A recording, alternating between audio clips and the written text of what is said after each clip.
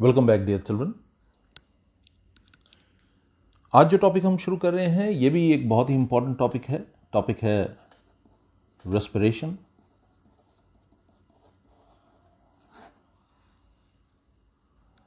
Topic का नाम है रेस्पिरेशन और रेस्पिरेशन के बारे में हम आज डिटेल में डिस्कशन करेंगे।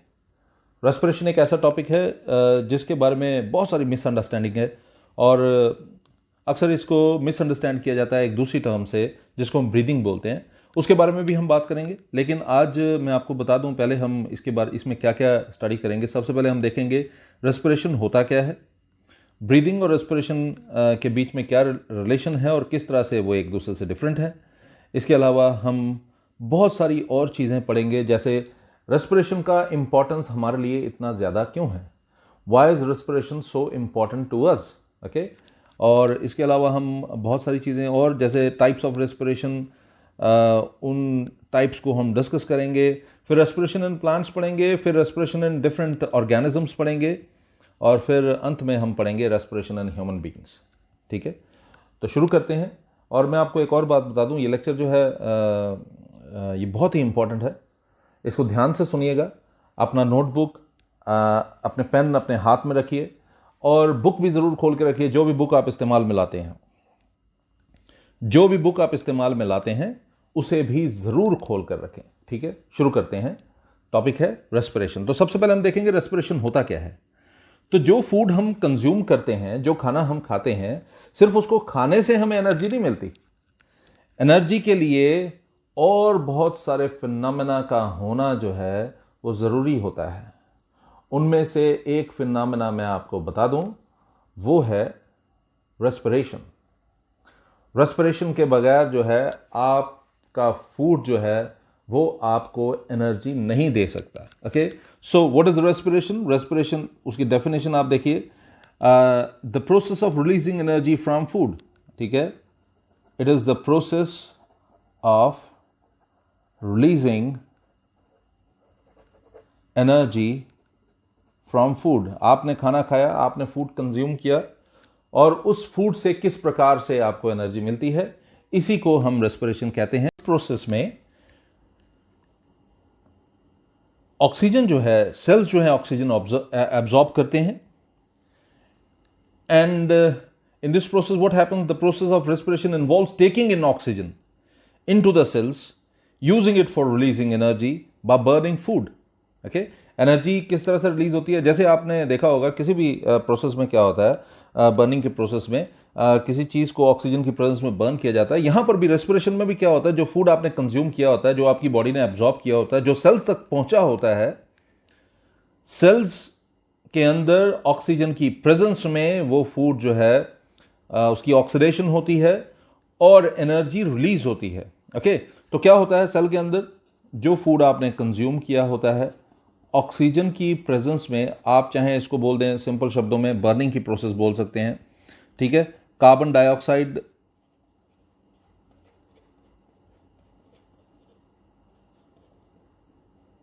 और वाटर और साथ में एनर्जी, ये रिलीज होती है। यही एनर्जी जो है आप डिफरेंट पर्पसेस के लिए इस्तेमाल में लाते हैं। तो अभी हमने क्या पढ़ा, रेस्पिरेशन के बारे में पढ़ा।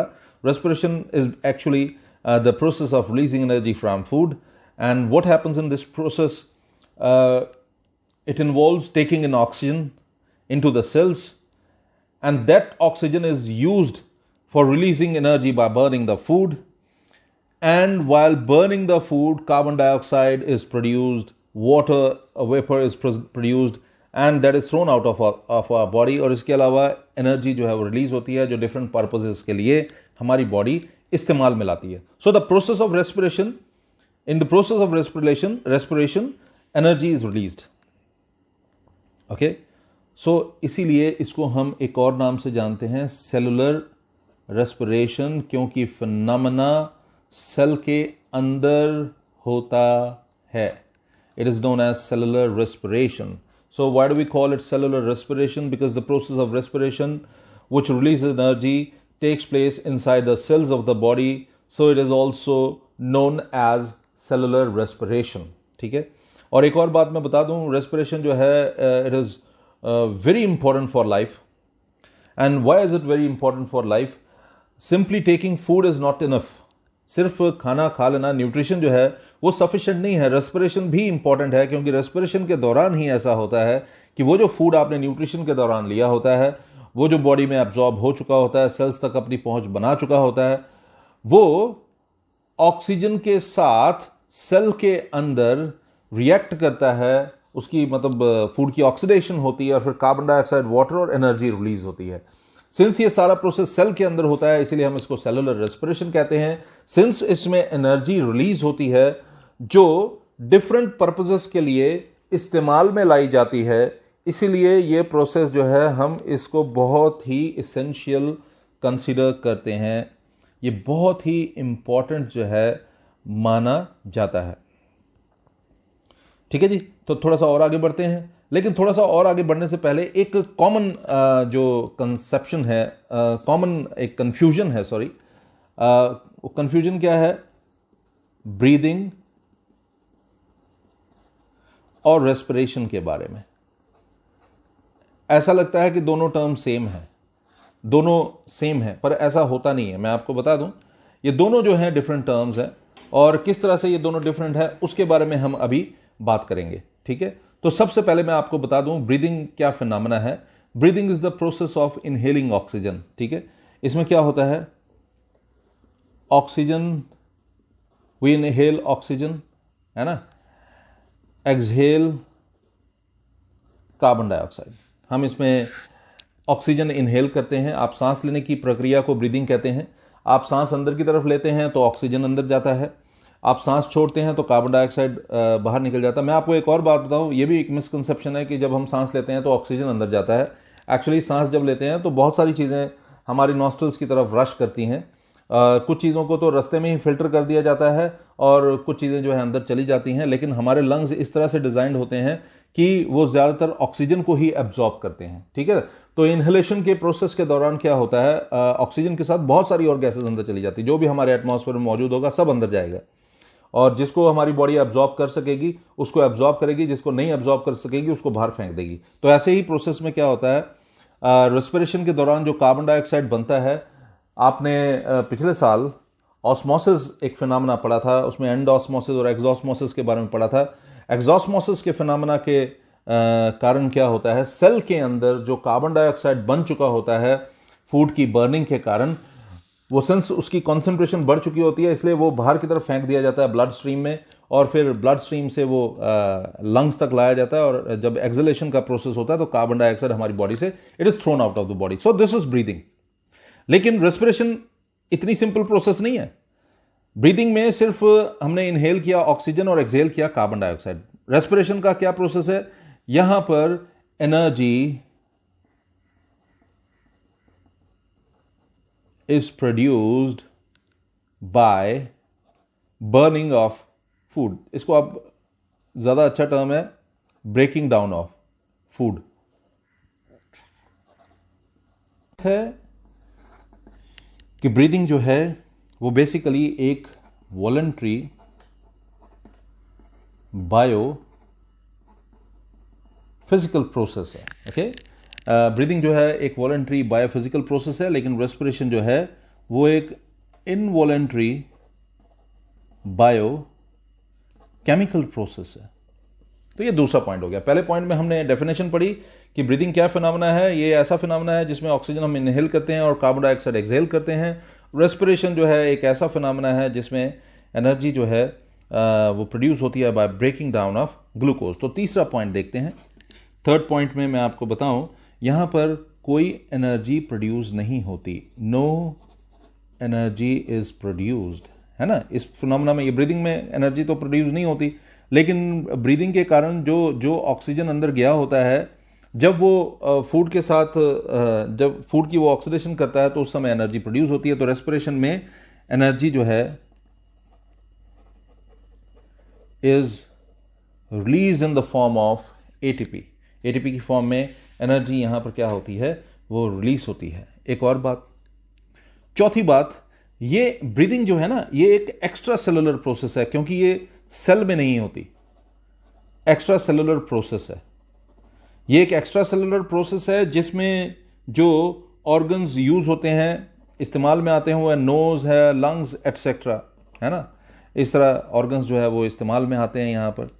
लेकिन ये जो प्रोसेस ऐसा है जो एक इंट्रा सेलुलर प्रोसेस है, क्योंकि ये सारा फिनोमेना सेल के अंदर होता है। और सेल के अंदर मेजर जो रोल होता है वो किसका होता है आपको पता होना चाहिए, वो होता है माइटोकॉन्ड्रिया का। माइटोकॉन्ड्रिया सेल का पार्ट है जो इसके लिए रिस्पॉन्सिबल होता है, ठीक है। एक सेल ऑर्गेनली है माइटोकॉन्ड्रिया, इसको power house of the cell भी कहा जाता है। तो माइटोकॉन्ड्रिया में ये मेनली ये फिनोमेना जो है वो होता है। आपको एक और मैं एक्स्ट्रा पॉइंट बता रहा हूं, यहां पर कोई भी नो एंजाइम्स आर यूज्ड, यहां पर कोई एंजाइम जो है यूज में नहीं आते, लेकिन यहां पर कुछ एंजाइम्स जो हैं, enzymes play important role. Okay, इस फिनोमेना में एंजाइम्स का रोल जो है बहुत इंपॉर्टेंट हम कंसीडर करते हैं। तो मैं रिपीट कर दूं, ब्रीदिंग का पहला फिनोमेना, पहला जो मैंने आपको वो बताया, पॉइंट बताया, उसमें डेफिनेशन बताई कि ब्रीदिंग जो है एक ऐसा फिनोमेना है जिसमें हम कार्बन डाइऑक्साइड एक्सहेल करते हैं और ऑक्सीजन इनहेल करते हैं। ये वॉलंटरी बायोफिजिकल प्रोसेस है जहां पर एनर्जी प्रोड्यूस नहीं होती। एक्स्ट्रा सेलुलर प्रोसेस है क्योंकि बाहर सेल के बाहर सारा फिनोमेना होता है, नोज, लंग्स एक्सेट्रा यहाँ पर पार्टिसिपेट करते हैं और यहाँ पर कोई भी एंजाइम की पार्टिसिपेशन नहीं होती। लेकिन रेस्पिरेशन एक ऐसा प्रोसेस है जो बेसिकली एक बायोकेमिकल प्रोसेस है और इनवॉलंटरी प्रोसेस है, और इसमें फूड की ऑक्सीडेशन होती है एनर्जी प्रोड्यूस करने के लिए। एनर्जी यहाँ पर रिलीज होती है सिंस सेल के अंदर होती है, इसलिए इंट्रासेलुलर हम इसको कहते हैं। माइटोकॉन्ड्रिया का बहुत बड़ा रोल होता है इसमें। सेल का एक पार्ट है, आपको पता होगा, जिसको power house of the cell भी कहा जाता है, और एंजाइम्स इसमें इंपॉर्टेंट रोल प्ले करते हैं। ब्रीदिंग में एंजाइम्स का कोई रोल नहीं है, ठीक है जी। थोड़ा सा और आगे बढ़ते हैं। अब हम बात करते हैं कि किस तरह से ये एनर्जी जो रेस्पिरेशन में रिलीज होती है, इसका क्या होता है, इसको कहां स्टोर किया जाता है, किस तरह से स्टोर किया जाता है। तो मैं आपको बता दूं, the energy produced during respiration is stored in the form of ATP. इसको एटीपी की फॉर्म में, एटीपी याद होगा आपको, एडेनोसाइन ट्राइफॉस्फेट, एटीपी मॉलिक्यूल्स की फॉर्म में सेल के अंदर इसको स्टोर किया जाता है। और क्राइसिस के वक्त, यानी कि जब भी जरूरत होती है, उस समय एटीपी की फॉर्म में स्टोर की हुई एनर्जी जो है वो इस्तेमाल में लाई जाती है। मैं रिपीट कर देता हूं, the energy produced during respiration is stored in the form of ATP molecules in the cells of the body and is used by the organisms during crisis. जब जरूरत होती है तो इसका इस्तेमाल जो है वो सेल जो है या बॉडी जो है वो करती है। एक और चीज मैं आपको बता दूं, वो है एडीपी के बारे में। एडीपी आपको पता है, एडेनोसाइन डाइफॉस्फेट। एटीपी जो है एक इसमें ज्यादा एनर्जी होती है, एडीपी जो है इसमें कम एनर्जी होती है। एटीपी याद होगा आपको, adenosine triphosphate, adenosine triphosphate. ADP क्या है, एडिनोसाइन डाइफॉस्फेट। एडिनोसाइन स्पेलिंग है ADENOSINE, adenosine triphosphate, adenosine diphosphate. Okay, adenosine triphosphate ये एनर्जी में ज्यादा होता है, एडीपी जो है वो कम होता है, लो होता है एनर्जी में। So ADP, inorganic phosphate and ATP are the substances present inside a cell. मैं रिपीट कर देता हूं, एडीपी और इनऑर्गेनिक फॉस्फेट, इसको इस तरह से लिखते हैं PI करके, और एटीपी, ठीक है जी। ये सभी जो हैं सेल के अंदर मौजूद होते हैं। मैं दोबारा से रिपीट कर दूं, हम पढ़ रहे हैं how is release energy stored. तो मैंने आपको बताया it is stored in the form of ATP in the cell. Cell के अंदर और भी चीजें मौजूद होती हैं, एडीपी, जो कि जैसे एटीपी जो है वो भी इसको एनर्जी करेंसी कहते हैं, एडीपी भी एनर्जी करेंसी होता है, लेकिन इसकी वैल्यू बहुत कम होती है। ओके, और दूसरा है इनऑर्गेनिक फॉस्फेट, इसके अलावा तीसरा है एटीपी। ये तीनों मॉलिक्यूल्स जो हैं ये किस में स्टोर्ड होते हैं, ये स्टोर्ड होते हैं सेल के अंदर। ये are the substances present inside a cell. Okay, और तीसरी बात जो मैं आपको बताऊं वो ये है, energy release during respiration is used to make ATP molecules from ADP and inorganic phosphate. ठीक है जी, जो एडीपी होता है और वो जो फॉस्फेट मॉलिक्यूल होता है, ठीक है जी, एडीपी और फॉस्फेट मॉलिक्यूल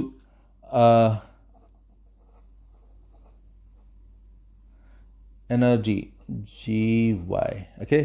तो एडीपी और जो फॉस्फेट मॉलिक्यूल होता है वो एनर्जी की प्रेजेंस में, एनर्जी की हेल्प से किसकी फॉर्मेशन करते हैं, वो फॉर्मेशन करते हैं एटीपी की, ओके। एडीपी जो है ये लो एनर्जी बॉडी है, ओके। तो क्या होता है, energy is released during respiration, the energy released during respiration, ये एनर्जी जो रिलीज होती है रेस्पिरेशन के दौरान is used to make ATP. कैसे? एडीपी और फॉस्फेट की हेल्प से। ये एनर्जी एडीपी और फॉस्फेट को एटीपी में कन्वर्ट करने में हेल्पफुल होती है। ये एनर्जी कौन सी है? ये वही एनर्जी है जो सेलुलर रेस्पिरेशन के दौरान बनी थी। थोड़ा सा और आगे बढ़ते हैं। दस energy stored in the form of ATP. तो ये ज्यादा एक हाई एनर्जी मॉलिक्यूल है। एक लो एनर्जी मॉलिक्यूल को हाई एनर्जी मॉलिक्यूल में कन्वर्ट कर दिया गया और उसको स्टोर करने में हेल्प की गई। तो आप समझ सकते हैं जो एटीपी है वो एडीपी और फॉस्फेट और मतलब आप ये कह सकते हैं कि अगर रिवर्स प्रोसेस हो जाए, एटीपी जो है वो क्या करेगा, when the cell needs energy then ATP can be broken down using water to release energy. And how is it released? In the form of ADP plus phosphate plus energy. ठीक है, मैं repeat कर देता हूं। ADP की form में इसको store किया जाता है और सेल के अंदर एडीपी, इनऑर्गेनिक फॉस्फेट और एडीपी तीनों मौजूद होते हैं। जो एडीपी होता है लो एनर्जी में होता है, वो फॉस्फेट के साथ कंबाइन होकर जो एनर्जी रिलीज हुई है उसकी हेल्प से एटीपी जो एक ज़्यादा एनर्जी का मॉलिक्यूल है उसमें कन्वर्ट हो जाता है। जब ज़रूरत होती है यही एटीपी जो है एडीपी और फॉस्फेट में कन्वर्ट होकर एनर्जी जो है रिलीज करने में हेल्प करती है। The energy is equivalent to 30.5 kilojoule, 30.5 kilojoule पर मोल।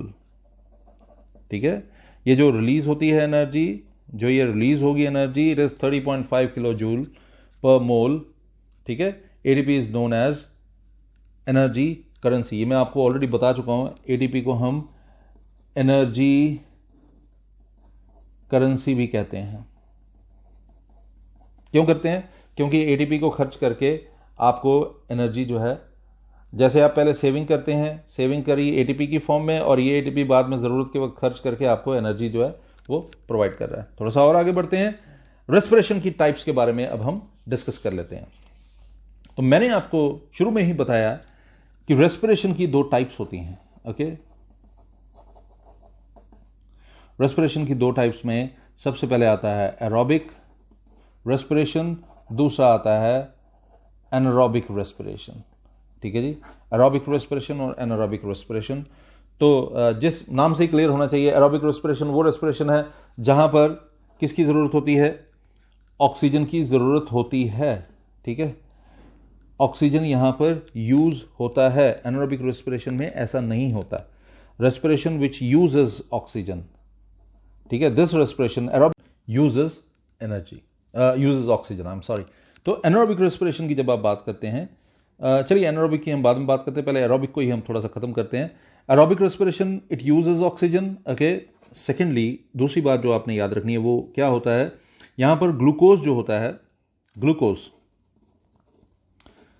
वो completely it breaks down into carbon dioxide plus water, and मैंने आपको पहले ही इसके बारे में बताया एनर्जी भी यहां पर रिलीज होती है। तो ये इसका एक मेजर डिफरेंस है इन दोनों के बीच में कि ये ऑक्सीजन की प्रेजेंस में होता है और दूसरा इसमें क्या होता है, ग्लूकोज जो है वो completely it breaks down into carbon dioxide, water and energy. Okay, तो तीसरी बात जो इसके बारे में जरूरी है वो ये है, aerobic respiration produces considerable amount of energy.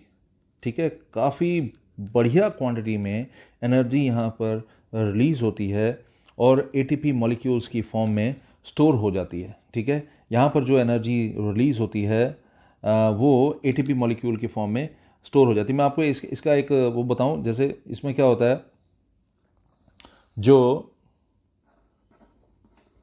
Glucose होता है, ओके, उसका ग्लाइकोलिसिस होगा। क्या होगा? ग्लाइकोलिसिस। ठीक है, कहां पर? In cytoplasm. साइटोप्लाज्म में ग्लूकोज का क्या होता है, ग्लाइकोलाइसिस होता है। ठीक है जी, ग्लूकोज जो है उसका ग्लाइकोलाइसिस होता है। ग्लाइकोलाइसिस होता है किसमें, साइटोप्लाज्म के अंदर, और फिर वो किस में कन्वर्ट हो जाता है, पायरुवेट में। वो कन्वर्ट होता है पायरुवेट में। ठीक है जी, और फिर क्या होता है, फिर होता है ये कि ऑक्सीजन की प्रेजेंस में इस प्रोसेस को बोलते हैं क्रेब्स साइकिल। याद रखिएगा, बाद में हम अलग से भी इसको डिस्कस करेंगे, लेकिन अभी आप याद रखिएगा, इसको हम बोलते हैं क्रेब्स साइकिल। फिर क्या होता है, ऑक्सीजन की प्रेजेंस में माइटोकॉन्ड्रिया में, कहां पर, इन माइटोकॉन्ड्रिया, माइटोकॉन्ड्रिया में क्या हो जाता है, कार्बन डाइऑक्साइड की फॉर्मेशन होती है। किसकी फॉर्मेशन होती है, कार्बन डाइऑक्साइड की। ओके जी, 6 मॉलिक्यूल्स ऑफ कार्बन डाइऑक्साइड, इनकी फॉर्मेशन होती है। मैं यहाँ पर ये हटा देता हूँ, मैंने सोचा था कि पहले डिफरेंस के साथ समझाऊंगा, लेकिन ऐसा कुछ नहीं है, मैं इसको अलग अलग पॉइंट्स में ही समझा रहा हूँ आपको। एरोबिक में यूजेस ऑक्सीजन, यहाँ पर ग्लूकोज जो है कार्बन डाइऑक्साइड वाटर एनर्जी में कन्वर्ट होता है। यहाँ पर होता क्या है, ग्लूकोज का ग्लाइकोलाइसिस होता है, कहाँ पर, साइटोप्लाज्म में, और वो पायरुवेट में कन्वर्ट होता है। फिर ऑक्सीजन की प्रेजेंस में क्रेब्स साइकिल नाम का प्रोसेस होता है जो माइटोकॉन्ड्रिया के अंदर होता है, और इसमें 6 मॉलिक्यूल्स कार्बन डाइऑक्साइड के, 6 H2O, और साथ में considerable amount of energy, that is 38 ADP energy जो है वो रिलीज होती है। काफ़ी होती है ये, 38 ATP एनर्जी जो है वो रिलीज हो रही है। मैं रिपीट कर देता हूं। आपने यहां पर एक चीज देखा, ग्लाइकोलाइसिस के लिए साइटोप्लाज्म में फिनोमेना हुआ, और ये जो पायरुवेट का क्रेब्स साइकिल का फिनोमेना जिसमें कार्बन डाइऑक्साइड, वाटर वेपर और एनर्जी रिलीज हुई, ये कहां पर हुआ, माइटोकॉन्ड्रिया में हुआ। यही रीजन है कि माइटोकॉन्ड्रिया को हम power house of the cell भी कहते हैं। ठीक है जी, because mitochondria are the sites of aerobic respiration in the cells, and the breakdown of pyruvate to give carbon dioxide, water energy, it takes place in mitochondria. ठीक है जी, यही reason है कि हम इसको power house of the cell भी कहते हैं। तो अभी अभी जो आपने पढ़ा वो ये पढ़ा, मैं दोबारा से आपके लिए वो रिपीट करूंगा। जो हमने पढ़ा वो ये था कि जो ग्लूकोज होता है, ठीक है जी, ओके, ग्लूकोज का ग्लाइकोलाइसिस हुआ। क्या हुआ, ग्लाइकोलाइसिस हुआ, लेकिन कहां पर हुआ, इन साइटोप्लाज्म, साइटोप्लाज्म के अंदर, ताकि वो क्या बना सके, पायरुविक एसिड, पायरुवेट की फॉर्मेशन कर सके। ठीक है जी, पायरुवेट की फॉर्मेशन कर सके, और फिर क्या होगा, ऑक्सीजन की प्रेजेंस में, इसको हम बोलते हैं क्रेब्स साइकिल। यहां पर क्या होता है, ऑक्सीजन की प्रेजेंस में माइटोकॉन्ड्रिया के अंदर, ये कहां पर हो रहा है, इन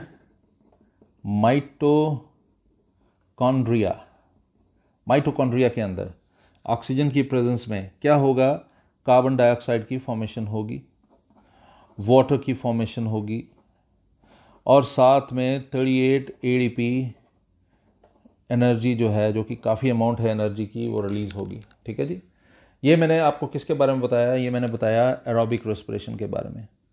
अब हम बात करते हैं एनारोबिक रेस्पिरेशन के बारे में। एनारोबिक रेस्पिरेशन हमारी बॉडी के अंदर भी होता है। ओके, ये हमारी बॉडी के अंदर भी होता है।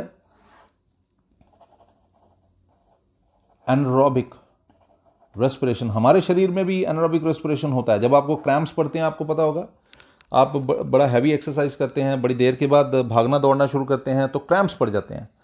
ये एनारोबिक रेस्पिरेशन के कारण होता है। ठीक है, मैं उसके बारे में अभी आपको बताऊंगा, लेकिन सबसे पहले देखते हैं एनारोबिक रेस्पिरेशन होता क्या है। It is the respiration which takes place without oxygen. ठीक है जी, it takes place without oxygen. जैसे बैक्टीरिया होते हैं, यीस्ट होता है, इनमें भी एनारोबिक रेस्पिरेशन होता है। इसको हम फर्मेंटेशन के नाम से जानते हैं। आपने सुना होगा फर्मेंटेशन के नाम। फर्मेंटेशन क्या फिनोमेना होता है, फर्मेंटेशन एनारोबिक रेस्पिरेशन होती है यीस्ट के केस में या कुछ बैक्टीरिया के केस में। ठीक है, जिससे एसिड की फॉर्मेशन होती है। ठीक है, थोड़ा सा आगे बढ़ते हैं। एनारोबिक रेस्पिरेशन जो है, मैंने बताया हमारे शरीर के अंदर भी होता है। एनारोबिक रेस्पिरेशन के बारे में मैं एक चीज़ आपको बता दूं, एनारोबिक रेस्पिरेशन में जो एनर्जी रिलीज होती है बहुत कम होती है, बहुत कम एज कंपेयर टू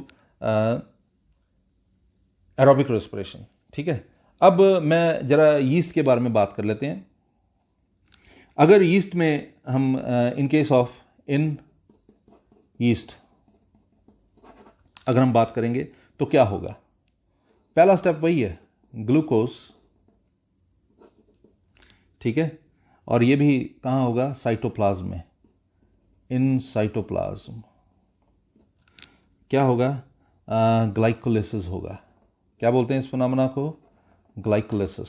तो किसकी फॉर्मेशन होगी? पायरुविक एसिड की, जिसको पायरुवेट हम कह रहे हैं, पायरुवेट की फॉर्मेशन होगी। ये प्रोसेस होता है in absence of oxygen. Okay, in absence of oxygen, it happens in absence of oxygen. कहाँ पर हो रहा है? ईस्ट में हो रहा है। इस फिनोमेना को हम क्या कहते हैं? We call it fermentation. We call it fermentation. Okay, and what happens after fermentation? Ethanol is formed, C2H5OH. Ethanol is formed, and then carbon dioxide is released. Then energy in form of ATP is released, but it is too low.